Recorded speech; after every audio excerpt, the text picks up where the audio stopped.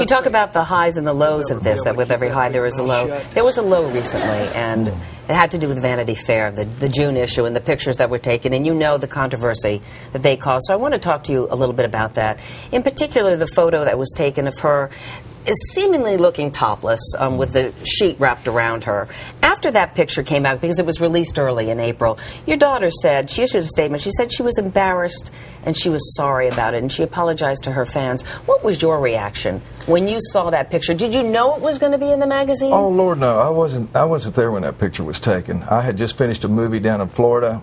I flew in because Annie had specifically asked that I would come in and do a shot with Miley. Annie Leibovitz, you're saying, the photographer. That's correct. Yeah. And I'd worked with her before, and she's a great lady, you know. She's just a good person and a great photographer. And again, I had finished the film. I was actually scheduled to be in Washington State the next day to play for the troops returning from Iraq, and then the next day in Anchorage, Alaska. But, you know, they'd asked if I'd stop by, so I flew into L.A., did my picture with Miley, and then I headed on up to Washington State to play for the troops. So I wasn't there at the time. So I was surprised when I saw it, you know. But, again, you know, stuff happens, you know. That's life. Things happen, and sometimes, you know, things get a little out of control, and you just got to deal with life. Again, it's peaks and valleys and ups and downs. You know, Disney at the time said, because they produced Hannah Montana, and they were upset, and they said they thought that Annie and Vanity Fair had manipulated Miley. Miley's a young girl, and Vanity Fair said, they came out and said, that's not true, that you, your wife, her grandmother, or her teacher was there at one point or another. Well, I was definitely there because I did a picture, but I left after that. I wasn't there when Do you regret now that you left?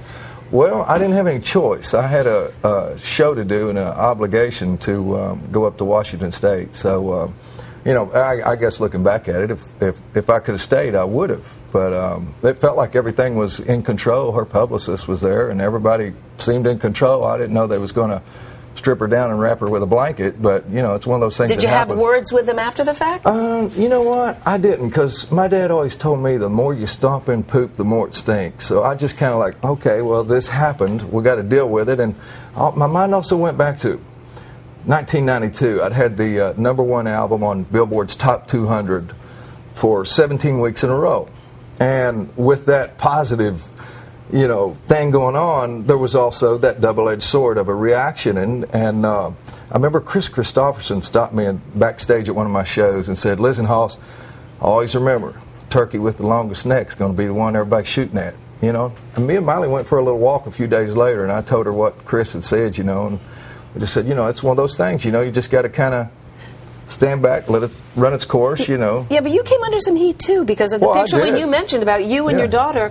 A lot of people took issue with that because it didn't look like a father and a daughter. It looked like a boyfriend and a girlfriend. And now when you look, but it's true. I mean, a lot of bloggers were very upset by that. Bloggers say a lot of different things, but when you look at that picture now, to take a look honestly, with the ability to have a little bit of distance from that, was that a mistake? Do you think that to make that picture right there? No, I think it's not a mistake to me. You know, if it is to someone else, I'm sorry if I offended somebody, but no, that's just a daddy that loves his daughter a whole lot. And you know, Miley and I got caught up in this adventure that we've gone through with this dream and what we do for a living. And again, we both love acting, we love making music, and we love each other. You know, I'm her dad and she's my daughter, so if a daddy hasn't hugged his daughter recently, I recommend he does.